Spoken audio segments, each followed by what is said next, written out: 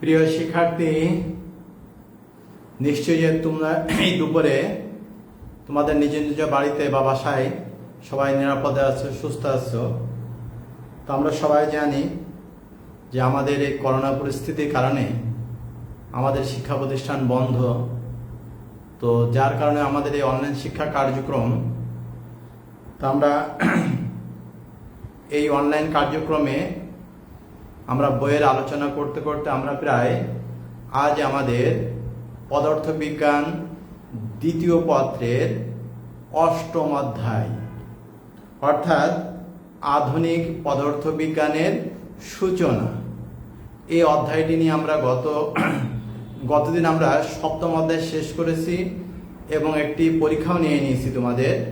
তো আজ আমরা তোমাদের এই গ্রুপে আমরা পদার্থবিজ্ঞান প্রথম পত্রের দ্বিতীয় পত্রের অষ্টম অধ্যায়, অর্থাৎ আধুনিক পদার্থবিজ্ঞানের সূচনা, এই অধ্যায়টি আমরা আজকে শুরু করব।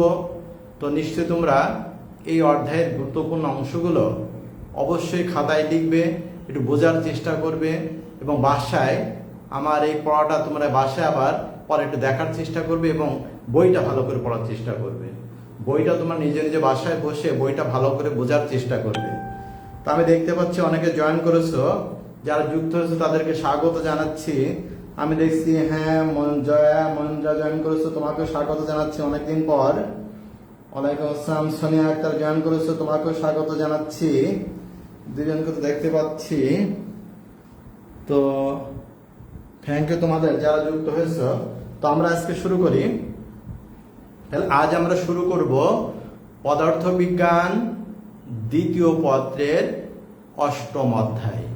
সেই অধ্যায়টির নাম হলো আধুনিক পদার্থবিজ্ঞানের সূচনা। তো প্রথমে প্রশ্নে আসে তাহলে যে আধুনিক পদার্থবিজ্ঞান কি, এটা আগে প্রথমে আমাদেরকে জানতে হবে। আধুনিক পদার্থবিজ্ঞান আসলে কি জিনিস, এটা আমরা আগে জানার চেষ্টা করব। তো আধুনিক পদার্থবিজ্ঞান বলতে আমরা যখন ফার্স্ট ইয়ারে তোমাদের ক্লাস শুরু করেছিলাম অনলাইনে, সেখানে আমরা কিন্তু আলোচনা করেছিলাম পদার্থবিজ্ঞান কাকে বলে, দুই ভাগে ভাগ করা যায়। একটা হচ্ছে ক্লাসিক্যাল ফিজিক্স আর একটা মডার্ন ফিজিক্স।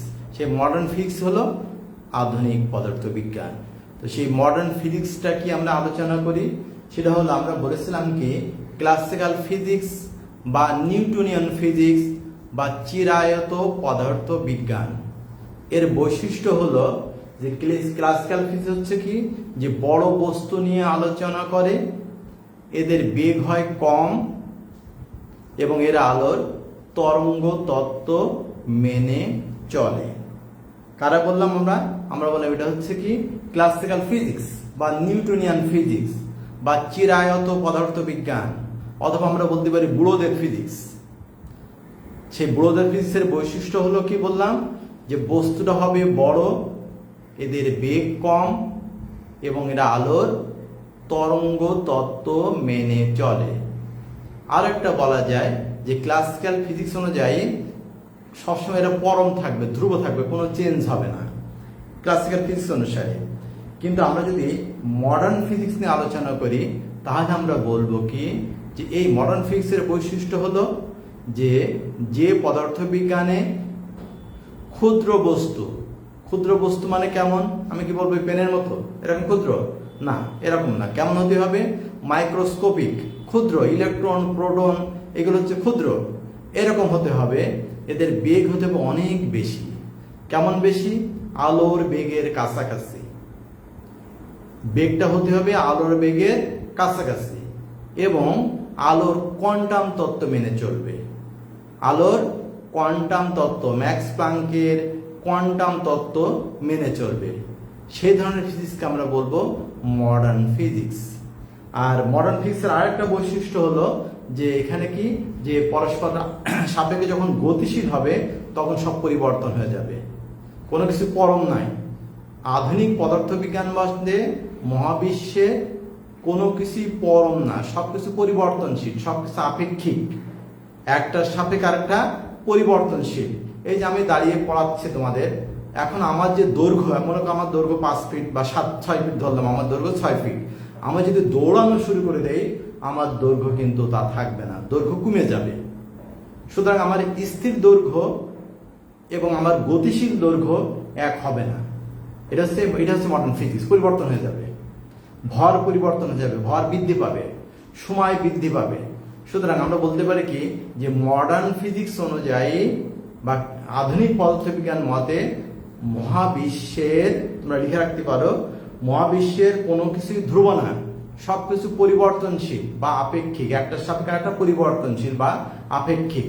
সুতরাং আমরা বলতে পারি দৈর্ঘ্য, ভর, দৈর্ঘ্য, এই যে আমি এখানে লিখেছি দেখো, দৈর্ঘ্য, ভর এবং সময় এগুলো কিন্তু ধ্রুব না, এগুলো কি পরিবর্তনশীল বা আপেক্ষিক। কোন ফিজিক্স অনুসারে? আধুনিক পদার্থবিজ্ঞান অনুসারে আমরা বলবো দৈর্ঘ্য, ভর এবং সময় এগুলো ধ্রুব না বা পরম না, সবকিছু আপেক্ষিক বা পরিবর্তনশীল। এটা হচ্ছে মডার্ন ফিজিক্স অনুযায়ী। তাহলে আমরা যদি বলি যে আধুনিক পদার্থবিজ্ঞান কাকে বলবো, তাহলে বলবো যে পদার্থবিজ্ঞানের যে শাখায় ক্ষুদ্র বস্তু আলোর বেগে কাছাকাছি গতিশীল বেগ এবং আলোর কোয়ান্টাম তত্ত্ব মেনে চলে, সে ধরনের বিজ্ঞানকে আমরা বলবো আধুনিক পদার্থবিজ্ঞান। আর আধুনিক পদার্থবিজ্ঞান মতে মহাবিশ্বের কোনো কিছু ধ্রুব না, সবকিছু আপেক্ষিক বা পরিবর্তনশীল, সবকিছু আপেক্ষিক বা পরিবর্তনশীল। তা নিশ্চয়ই আমরা বুঝতে পারলাম। তাহলে আমরা আধুনিক পদার্থবিজ্ঞান বলতে আমরা বলবো যে আমার স্থির দৈর্ঘ্য আর আমার গতিশীল দৈর্ঘ্য এক হবে না। কিন্তু কি ক্লাসিক্যাল ফিজিক্স অনুযায়ী কি হবে? কোনো পরিবর্তন হবে না। স্থির অবস্থায় আমার দৈর্ঘ্য যা হবে, গতিশীল অবস্থার দৈর্ঘ্য তাই হবে। এটা হচ্ছে ক্লাসিক্যাল ফিজিক্স। কিন্তু মডার্ন ফিজিক্স অনুযায়ী আমরা কি বলবো? যে স্থির অবস্থায় যা হবে, গতিশীল অবস্থায় তা হবে না। নিশ্চয়ই তোমরা বুঝতে পেরেছো। তাহলে আমরা ক্লাসিক্যাল ফিজিক্স এবং মডার্ন ফিজিক্স নিশ্চয়ই বুঝতে পারছি। তাহলে আধুনিক পদার্থবিজ্ঞান বলতে আমরা বলছি যে মহাবিশ্বের সবকিছু কি হবে? পরিবর্তনশীল আছে, অর্থাৎ একটার সাপেক্ষে একটা পরিবর্তনশীল। ঠিক আছে? তো এইটা আমরা দেখলাম যে মহাবিশ্বের কোনো কিছু ধ্রুব না, সবকিছু আপেক্ষিক বা পরিবর্তনশীল। সুতরাং আমরা বলতে পারি কি দৈর্ঘ্য, ভর এবং সময় এইগুলো কি ধ্রুব না, এগুলো সব কি পরিবর্তনশীল, তাই তো এই আধুনিক পদার্থবিজ্ঞান মতে। আর এই আধুনিক পদার্থবিজ্ঞান মতে সবচেয়ে অবদান যার সবচেয়ে বেশি, সেটা আমরা বলতে পারি কি ম্যাক্স প্লাঙ্কের কোয়ান্টাম তত্ত্ব। সবচেয়ে বেশি অবদান যার আধুনিক পদার্থবিজ্ঞান মতে, সেটা হচ্ছে কি ম্যাক্স প্লাঙ্কের কোয়ান্টাম তত্ত্ব। তোমরা নিশ্চয়ই নাম শুনেছ যে E=h নিউ, E=h নিউ। এটা হচ্ছে ম্যাক্স প্লাঙ্কের কোয়ান্টাম তত্ত্ব। এটা আবিষ্কার হয়েছে 1900 সালে। কত সালে? না 1900 সালে আবিষ্কার হয়েছে বিজ্ঞানী ম্যাক্স প্লাঙ্কের কোয়ান্টাম তত্ত্ব। E=h new. h হচ্ছে প্লাঙ্ক ধ্রুবক আর নিউ হচ্ছে কম্পাঙ্ক বা ফোটনের কম্পাঙ্ক। এই নিউটা কি কম্পাঙ্ক। তোমরা যেমন পড়েছো না শব্দের ক্ষেত্রে v=f ল্যামডা, আমরা এখানে বলবো c=নিউ ল্যামডা। তোমরা শব্দের ক্ষেত্রে পড়েছো v=f ল্যামডা, আর আমরা এখন আলোর ক্ষেত্রে বলবো কি c=নিউ ল্যামডা। তাহলে নিউ সমান কি লেখা যায় দেখো তো? নিউ লেখা যাবে c/ল্যামডা। আমরা যদি এখানে বসিয়ে দেই তাহলে কেমন হয় দেখো তো? তাহলে E=h c/ল্যামডা। এটা হচ্ছে ম্যাক্স প্লাঙ্কের কোয়ান্টাম তত্ত্ব। এটা হলো ম্যাক্স প্লাঙ্কের কোয়ান্টাম তত্ত্ব। আমি দেখতে পাচ্ছি জুবায়ের জয়েন করেছো। আল্লাহ তোমাদের কি বলা যায় হেকমত দিয়েছে, হয়তো আল্লাহ তোমাদের শুভ বুদ্ধির উদয় ঘটিয়েছে। ধন্যবাদ জানাচ্ছি ফাইজুর রহমান ফাহিম, তোমাকে ওমর ফারুক নাম দেখছি। তো যারা যুক্ত হয়েছে তাদেরকে অবশ্যই ধন্যবাদ জানাই। তো তোমাদের নিশ্চয় তোমরা জানো যে তোমাদের আজ তোমাদের পরীক্ষা সংক্রান্ত একটি সরকার প্রজ্ঞাপন জারি করেছে। তোমরা নিশ্চয়ই সেটা দেখেছো বা হয়তোবা। তো সেটা হলো, আমি যতটুকু দেখেছি, আমি এখনো সম্পূর্ণভাবে দেখিনি, তবে যতটুকু শুনলাম যে তোমাদের পরীক্ষাটা সম্ভবত ডিসেম্বরের প্রথম সপ্তাহে হবে। এইচএসসি পরীক্ষার্থী যারা, তাই তো জুবাইর তুমি হয়তো শুনতে পাচ্ছ, তবে মনিন্দ্রা, তোমাদের যে এইচএসসি পরীক্ষাটা সেটা সম্ভবত ডিসেম্বরের প্রথম সপ্তাহে হওয়ার কথা। যদি পুরো করোনা পরিস্থিতি উন্নতি হয়, ভালো হয়, আল্লাহ যদি ভালো দিন নিয়ে আসে আমাদের, তাহলে আমরা সেই আগের মতো আমরা তোমাদের পরীক্ষা হবে এবং সেটা হবে ডিসেম্বরের প্রথম সপ্তাহে। এবং সেখানে দেখে যতটুকু শুনেছিলাম যে তোমাদের যেগুলো মেন সাবজেক্ট, কমন সাবজেক্ট যেগুলো, যেমন বাংলা, ইংরেজি, আইসিটি, তারপর চতুর্থ বিষয়, এই বিষয়গুলো সম্ভবত পরীক্ষা হবে না।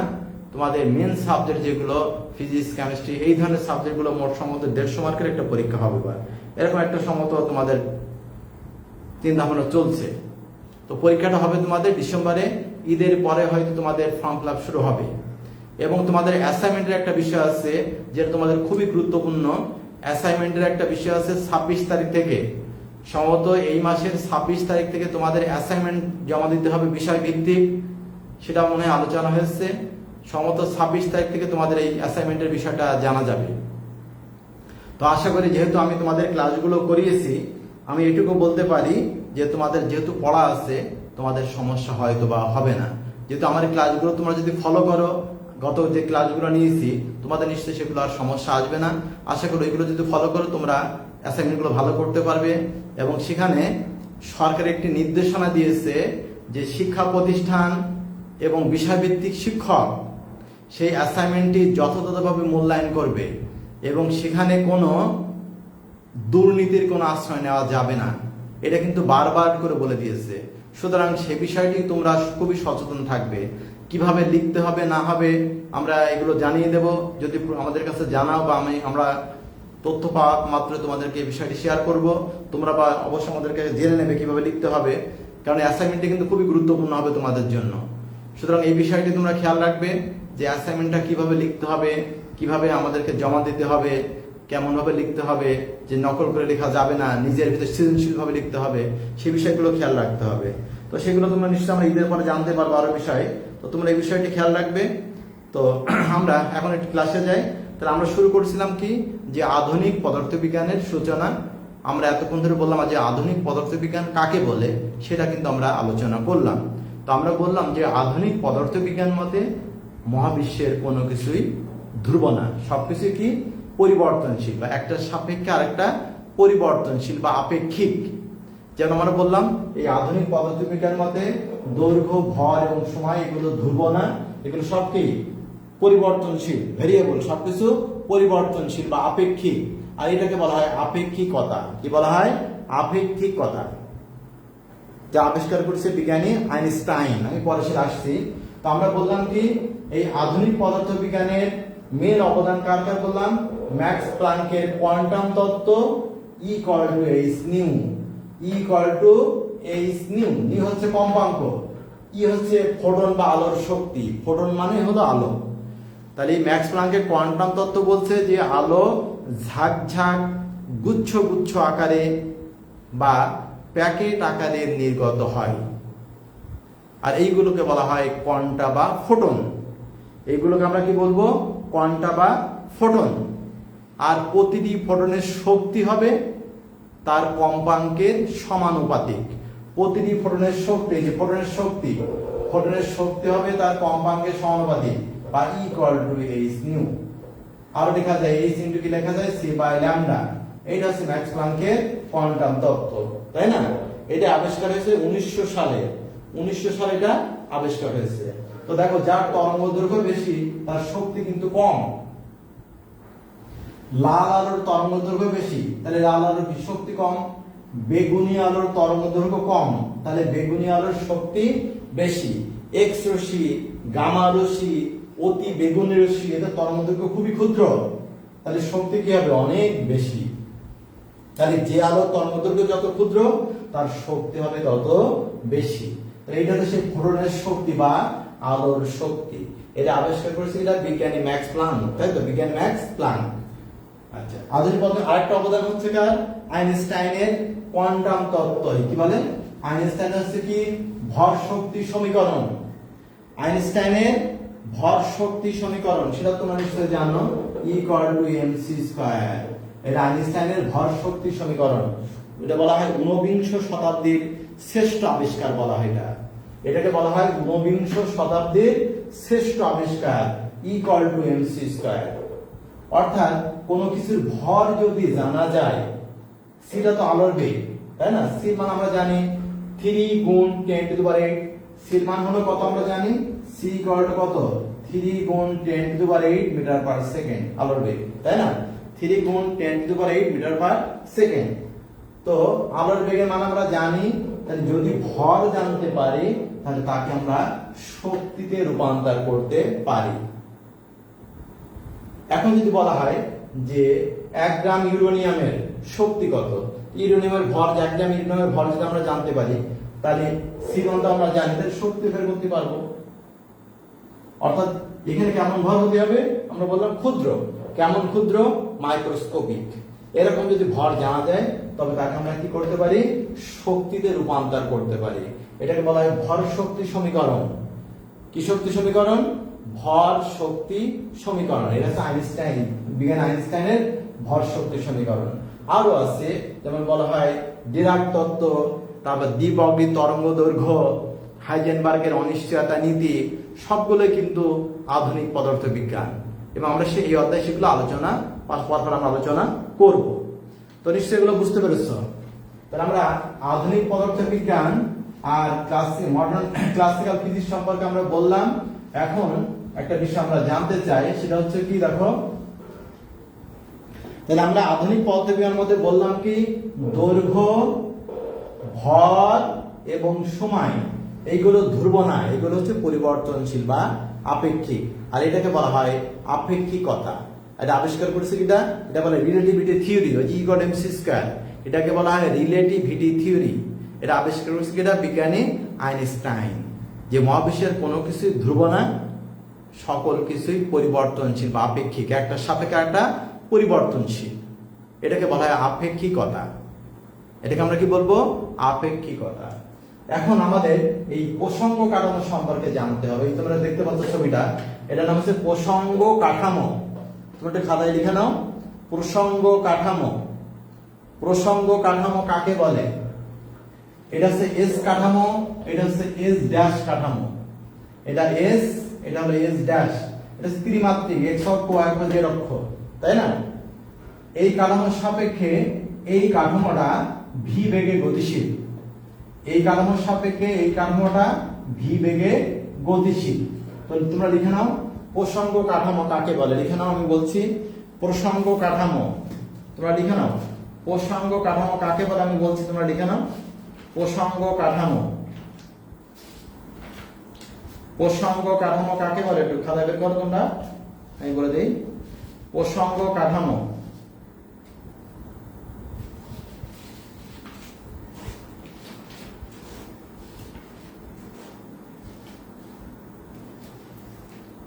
লিখে নাও প্রসঙ্গ কাঠামো। ছবিটা একটু এঁকে নাও, ছবিটা একটু আঁকো, ছবিটা একটু এঁকে নাও।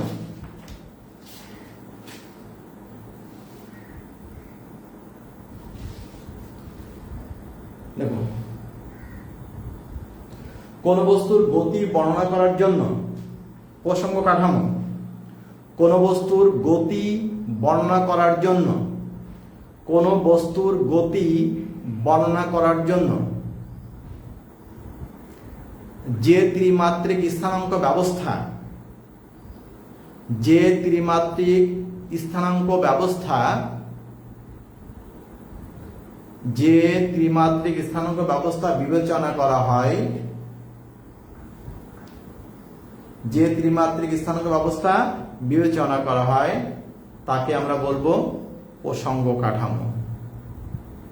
তাকে বলা হয় কি, প্রসঙ্গ কাঠামো। তাহলে যে কাঠামোর সাপেক্ষে কোনো বস্তুর অবস্থান, গতি, প্রকৃতি নির্ণয় করা যায় সেই কাঠামোকে আমরা বলবো প্রসঙ্গ কাঠামো। সেই কাঠামোকে আমরা বলবো প্রসঙ্গ কাঠামো। এই প্রসঙ্গ কাঠামো 3 প্রকার হতে পারে, একমাত্রিক, দ্বিমাত্রিক, ত্রিমাত্রিক। আমরা যখন এটা দেখেছি এটা হচ্ছে ত্রিমাত্রিক, এক্স অক্ষ, ওয়াই অক্ষ, জেড অক্ষ, এটা হচ্ছে ত্রিমাত্রিক। তাহলে প্রসঙ্গ কাঠামো কাকে বলে আমরা বললাম, যে কোনো বস্তুর গতি বর্ণনা করার জন্য যে স্থানাঙ্ক ব্যবস্থা বিবেচনা করা হয় তাকে বলা হয় প্রসঙ্গ কাঠামো। তো এই প্রসঙ্গ কাঠামোর গতির ধারণার উপরে 2 ভাগে ভাগ করা যায়। গতির ধারণার উপর প্রসঙ্গ কাঠামোকে আমরা 2 ভাগে ভাগ করতে পারি। গতির ধারণার উপর ডিপেন্ড করে আমরা প্রসঙ্গ কাঠামোকে 2 ভাগে ভাগ করতে পারি। এক হলো, দেখো, এই যে জড় প্রসঙ্গ কাঠামো, জড় প্রসঙ্গ কাঠামো। আর একটা হলো অজড় প্রসঙ্গ কাঠামো। একটা হলো জড় প্রসঙ্গ কাঠামো, আর একটা কি বললাম, অজড় প্রসঙ্গ কাঠামো। তাহলে গতির উপর ডিপেন্ড করে প্রসঙ্গ কাঠামোকে দুই ভাগে ভাগ করা যায়। এক হলো কি জড় প্রসঙ্গ কাঠামো, আর একটা বললাম কি অজড় প্রসঙ্গ কাঠামো। প্রথমে দেখো জড় প্রসঙ্গ কাঠামো। জড় প্রসঙ্গ কাঠামো, জড়, প্রথম আমরা এটা আলোচনা করি। প্রথমে জড় প্রসঙ্গ কাঠামো। দেখো যে সকল প্রসঙ্গ কাঠামোতে নিউটনের গতির প্রথম সূত্রগুলো অর্জন করা যায়, যে সকল প্রসঙ্গ কাঠামোতে নিউটনের গতির প্রথম সূত্র অর্জন করা যায়, অথবা পরস্পর সমবেগে, অথবা কি বললাম, পরস্পর সমবেগে, দুটো বেগ যদি একই হয়, পরস্পর সমবেগে গতিশীল, পরস্পর সমবেগে গতিশীল কোন কাঠামোকে বলা হয় কি জানো, জড় প্রসঙ্গ কাঠামো। পরস্পর সমবেগে গতিশীল কোন কাঠামোকে আমরা কি বলবো, জড় প্রসঙ্গ কাঠামো। নিশ্চয় বুঝতে পেরেছো? তো এই জড় প্রসঙ্গ কাঠামোর ক্ষেত্রে, এই জড় প্রসঙ্গ কাঠামোর ক্ষেত্রে এখানে বল এবং ত্বরণ হয় শূন্য। বল F = 0, ত্বরণ E = 0। তাহলে আমরা বলবো কি জড় প্রসঙ্গ কাঠামোর ক্ষেত্রে ত্বরণ থাকে না। জড় প্রসঙ্গ কাঠামোর ক্ষেত্রে লিখে রাখো তোমরা একটু, জড় প্রসঙ্গ কাঠামোর ক্ষেত্রে ত্বরণ থাকে না। সোনিয়া তুমি কি বুঝতে পারছো? সোনিয়া তুমি কি বুঝতে পারছো? তাহলে জড় প্রসঙ্গ কাঠামোর ক্ষেত্রে কোনটা শূন্য হয় বলো তো দেখি। জড় প্রসঙ্গ কাঠামোর ক্ষেত্রে কোনটি শূন্য হয়? সোনিয়া আমাকে জানাও, জড় প্রসঙ্গ কাঠামোর ক্ষেত্রে কোনটি শূন্য হবে? মনীন্দ্রা বলো, জয়া বলো, মনীন্দ্রা বলো, আর সোনিয়া বলো দেখি কোনটা শূন্য হবে। জড় প্রসঙ্গ কাঠামোর ক্ষেত্রে কোনটি শূন্য হবে আমাকে জানাও।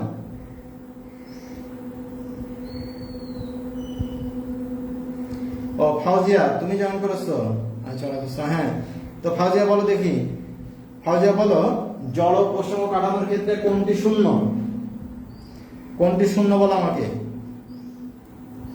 মনীন্দ্রা বলো, এখন অ্যান্সার পাইনি আমি এখন অ্যান্সার পাইনি। তাহলে আমরা বলতে পারি কি, দেখো আমরা বলতে পারি কি যে এই জড় প্রসঙ্গ কাঠামোর ক্ষেত্রে কি হবে, বল শূন্য হতে পারে অথবা ত্বরণ শূন্য হয়। তাহলে আমরা কি বলবো, জড় প্রসঙ্গ কাঠামোর ক্ষেত্রে বস্তুর ত্বরণ থাকে না। এটা লিখে নাও, জড় প্রসঙ্গ কাঠামোর ক্ষেত্রে বস্তুর কোনো ত্বরণ থাকে না। ঠিক আছে? আচ্ছা, এরপর আমরা আসি অজড় প্রসঙ্গ কাঠামো। তাহলে কি বলবো আমরা বলো, অজড় প্রসঙ্গ কাঠামো। এবার দেখো অজড় প্রসঙ্গ কাঠামো, তাহলে আমরা কি বলবো, বলবো কি যে সকল প্রসঙ্গ কাঠামোতে নিউটনের গতিসূত্রগুলো কি প্রযোজ্য হয় না। যে সকল জড় প্রসঙ্গ কাঠামোতে পদার্থবিজ্ঞানের প্রথম সূত্র কি প্রযোজ্য হয় না, বা পরস্পর সমবেগে গতিশীল হয় না, পরস্পর সমবেগে গতিশীল নয়, এ ধরনের কাঠামোকে আমরা কি বলবো, অজড় প্রসঙ্গ কাঠামো। আমরা কি বলবো, অজড় প্রসঙ্গ কাঠামো।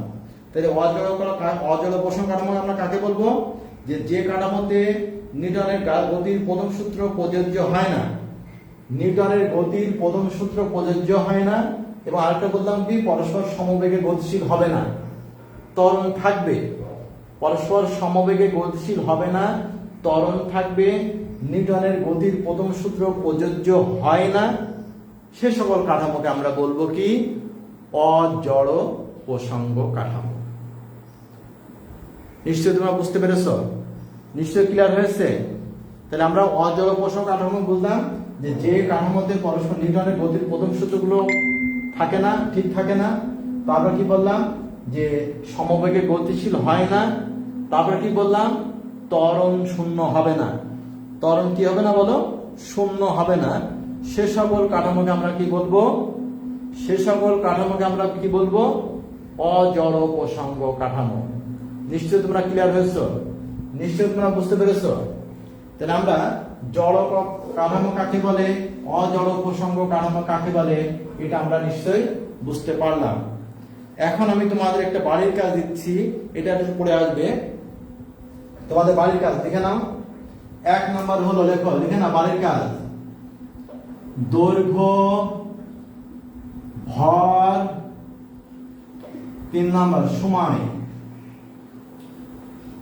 এর আপেক্ষিকতা বলতে কি বুঝো? এই 3টে সংজ্ঞা তোমরা একটু দেখে আসবে নেক্সট ক্লাসে, অর্থাৎ আমরা আগামী রবিবারও কিন্তু আমরা ক্লাস নিব। ওই দিনে শেষ, আপাতত ঈদের আগে ওই দিনে শেষ হবে।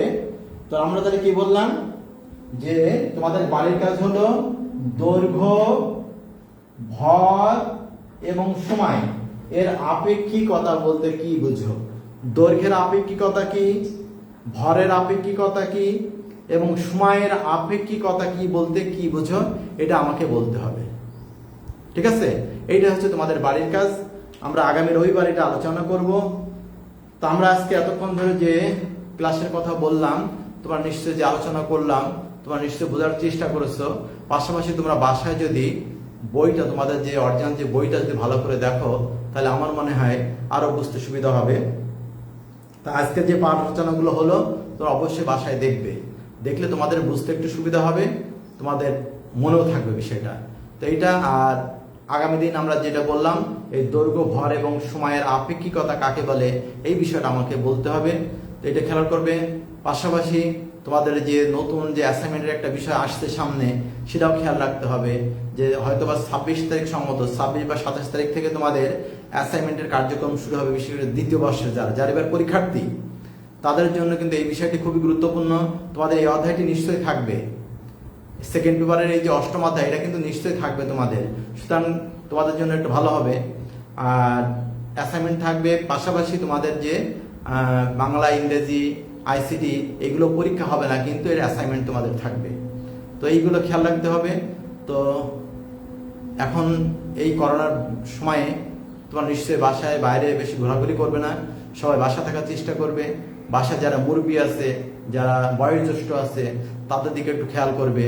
তো এর ফলে কি হবে, আমি নিজে সুরক্ষা থাকবো, আমরা অন্যকেও সুরক্ষা রাখতে পারবো। তো এই আহ্বান রেখে তোমরা সবাই বাসায় সুস্থ থাকো, ভালো থাকো, নিরাপদে থাকো, এই আহ্বান রেখে আজকের মতো এখানে শেষ করছি। আবার সামনের ক্লাসে দেখা হবে। আল্লাহ হাফেজ।